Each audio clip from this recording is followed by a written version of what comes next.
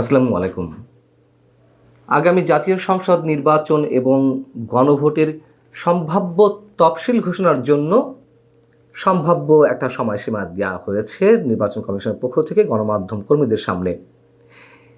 কিন্তু এই তারিখের মধ্যেও তফসিল ঘোষণা আসলেই করা হবে কিনা সেটি নিয়েও মানুষের মধ্যে অনেক ধরনের সন্দেহ সংশয় রয়েছে। তারও নিশ্চয় অনেকগুলো কারণ রয়েছে। তো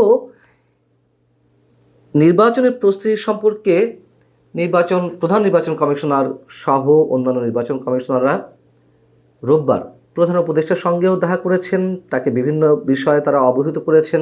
প্রধান নির্বাচন কমিশনার এম নাসির উদ্দিন তিনি প্রধান উপদেষ্টাকে জানিয়েছেন যে নির্বাচন আয়োজনের ক্ষেত্রে সব ধরনের প্রস্তুতি সঠিক এবং সুন্দরভাবে নেওয়া হচ্ছে এবং ফেব্রুয়ারির প্রথমার্ধে জাতীয় সংসদ নির্বাচন এবং একই দিনে গণভোট আয়োজনের জন্য কমিশন সম্পূর্ণ প্রস্তুত।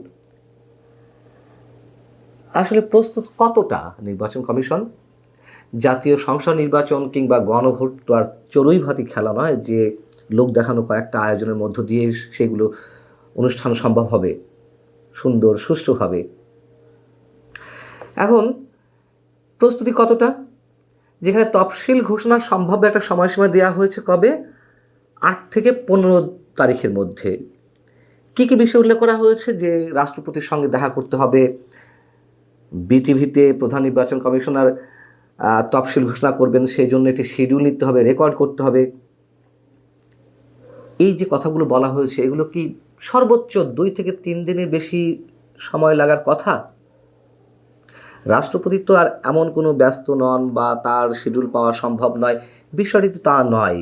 আর বিটিভি থেকে নির্বাচনের তফসিল ঘোষণা মতন একটি বিষয় ঘোষণা করা হবে, প্রধান নির্বাচন জাতির উদ্দেশ্যে ভাষণ দেবেন প্রধান নির্বাচন কমিশনার, তাতেও কি 5-7 দিন লাগার কথা একটা শিডিউল নিতে? নিশ্চয়ই না। তারপরে ধরে নিলাম যে লাগলো 7-8 দিন লাগলো, কিন্তু হলে ভালো তফসিল ঘোষণাটা। আচ্ছা, তফসিল ঘোষণাও না হয় হলো, কিন্তু নির্বাচনের আয়োজনের জন্য প্রস্তুতি কতটা? সবচেয়ে বড় যে বিষয়টি এখন ঝুলে আছে যে একই দিনে নির্বাচনের সাথে গণভোটের বিষয়টি। এখন গণভোটের যে প্রশ্নগুলো থাকবে সেগুলো সাধারণ মানুষকে কতটা জানান দেওয়া হয়েছে? কি প্রশ্ন থাকবে, কি উত্তর দিতে হবে, উত্তর না হয় হ্যাঁ না, মানুষ কি ধরে নেবে? মানে হ্যাঁতে দিবে না নাতে দিবে? যেখানে জটিল একটা প্রশ্ন থাকবে যার 4টি ধাপ। প্রধান উপদেষ্টা আমার ধারণা তিনি নিজেই এই যে সমস্যা খেলা হচ্ছে, সমস্যার প্রস্তাব করা হচ্ছে, উনি নিজেও তেমন ভালো কিছু বোঝেন না, এটা আমার দৃঢ় বিশ্বাস। শুধু হ্যাঁ হু বলেন আর কথা বলেন যে আমরা স্বর্ণযুগে যাচ্ছি, আমরা ঐতিহাসিক নির্বাচন করতে যাচ্ছি, আমরা বাংলাদেশের মানুষকে সভ্যতার যুগে নিয়ে যাচ্ছি, আর বাকিগুলো সব অসভ্য ছিল, আমরা অসভ্যতার যুগে ছিলাম। যাই হোক, তো তিনি নিজেই কিছু বোঝেন না। এবং একটা কথা তার ভালো লেগেছে, তিনি নির্দেশ দিয়েছিলেন যে সংস্কার প্রস্তাবগুলো যেন সহজ করে লেখা হয়, প্রকাশ করা হয়, সাধারণ মানুষ যেন বুঝতে পারে। সেগুলো কি হয়েছে? তার নির্দেশ বাস্তবায়ন করা হয়েছে? নিশ্চয় হয়নি। ভোট গ্রহণের সময় 1 ঘন্টা বাড়ানো হয়েছে, যেখানে 9টা থেকে 5টা পর্যন্ত অন্যান্য ভোটের সময়গুলো তো আমরা দেখেছি নির্বাচনের সময়, এই সময়ের মধ্যেও মানুষ ভোট দিতে পারে না। অনেক মানুষ ভোট গ্রহণের যে একটা এরিয়া থাকে, নির্দিষ্ট এরিয়া, তার বাইরে থাকতে হয় তাদেরকে, মানে সেই এরিয়ার মধ্যে 5টার মধ্যে ঢুকতে পারে না। নানান কাজের চাপে তো অনেক সময় দেরি করে যেতে হয়। আর তারপরেও ভোট কেন্দ্রে থাকাকালীন সময়েও অনেকে দেখা যাচ্ছে ভোট দিতে দিতে দেরি হচ্ছে। যাই হোক, এগুলো তো ভোট কেন্দ্রের এরিয়ার মধ্যে যারা থাকবে তাদের ভোট নেওয়া হয়। 1 ঘন্টা বাড়ানো হয়েছে মাত্র। যেই প্রশ্নটি থাকবে গণভোটের সম্পর্কে, এটা জটিল বিষয়। প্রথমেই প্রশ্নটি হচ্ছে এরকম যে আপনারা জানেন, তারপরে একটু বলি যে আপনি কি জুলাই জাতীয় সনদ ব্র্যাকেটের সংবিধান সংস্কার বাস্তবায়ন আদেশ 2025 এবং জুলাই জাতীয় সনদে লিপিবদ্ধ সংবিধান সংস্কার সম্পর্কিত নিম্নলিখিত প্রস্তাবসমূহের প্রতি আপনার সম্মতি জ্ঞাপন করছেন? এটা হচ্ছে প্রশ্ন। তারপর আবার 4টি বিষয়, যে তত্ত্বাবধায়ক সরকার, নির্বাচন কমিশন, অন্যান্য সাংবিধানিক প্রতিষ্ঠান কোন প্রক্রিয়ায় গঠন করা হবে, জাতীয় সংসদ 2 কক্ষ হবে নাকি কয় কক্ষ হবে, জাতীয় সংসদ নির্বাচনের দলগুলো প্রাপ্ত ভোটের অনুপাতে 100 সদস্য বিশিষ্ট একটি উচ্চকক্ষ গঠিত হবে, সেগুলো জানান দেওয়া হয়েছে। নারী প্রতিনিধি বৃদ্ধি, বিরোধী দল থেকে ডেপুটি স্পিকার, সংসদীয় কমিটির সভাপতি নির্বাচন, জুলাই জাতীয় সনদে বর্ণিত অপরাপর সংস্কার রাজনৈতিক দলগুলো প্রতিশ্রুতি অনুসারে বাস্তবায়ন করা হবে। মানে এটি পড়তেও বুঝতেও মানুষের 3-4 মিনিট, মানে এই বাংলা লেখাগুলো মাথার মধ্যে ঢোকাতে লাগবে 3 থেকে 4 মিনিট।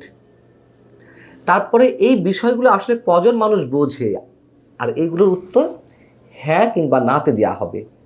4টি অপশনের জায়গায় কেউ যদি দুটোতে হ্যাঁ সম্মতি জ্ঞাপন করে আর দুটোতে না বোধক তারা উত্তর দেওয়ার চেষ্টা করে, তাহলে কি হবে? এগুলো পুরনো প্রশ্ন, যাই হোক, এগুলো কোনো সুরাহা হয়নি। অতএব ওই সময়ের মধ্যে কিভাবে দেশের বর্তমান ভোটার সংখ্যা 13 কোটি, কতজন উপস্থিত হবে তা নিয়ে তো অবশ্যই নানান ধরনের সন্দেহ রয়েছে। তারপরে ধরে নিলাম যে যথেষ্ট সংখ্যক ভোটার উপস্থিত হবে অথবা যথেষ্ট কম সংখ্যক ভোটার উপস্থিত হবে, তারা কি উত্তরটা দিবে? কতক্ষণ লাগবে এক একটা ভোটারের জন্য ভোট প্রদান করতে? এদিকে গণভোট আগে অনুষ্ঠান ছাড়া জাতীয় সংসদ নির্বাচন হতে দেবে না, এমন হুঁশিয়ারি একের পর এক জামাত উচ্চারণ করে যাচ্ছে। এমনকি গত 2 দিন আগে জামাতের সেক্রেটারি গোলাম পরোয়ার হুঙ্কার ছাড়লেন যে আগে গণভোট অনুষ্ঠিত হতে হবে, তারপর জাতীয় সংসদ নির্বাচন। আমরা এমন কোনো সংকটে সরকারকে ফেলতে চাই না যাতে বহু রক্তের বিনিময়ে অর্জিত নতুন বাংলাদেশের স্বপ্ন ভেঙে যাক। অর্থাৎ সরকারকে ভয়ঙ্কর এক বেকায়দায় ফেলবে তারা।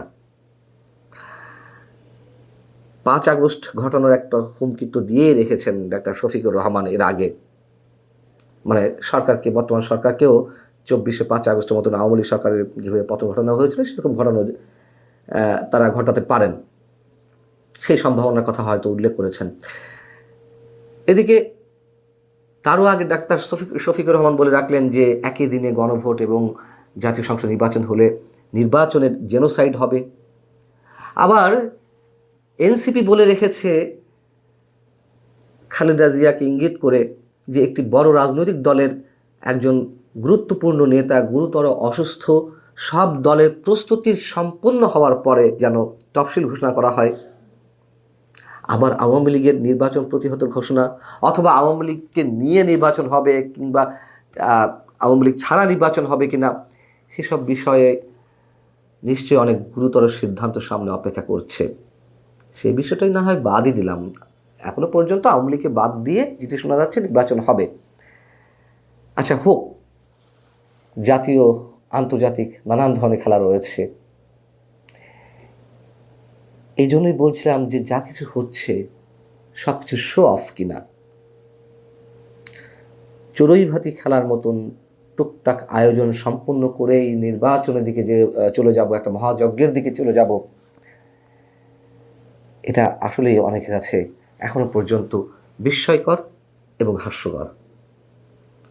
ভালো থাকুন সবাই, আল্লাহ হাফিজ।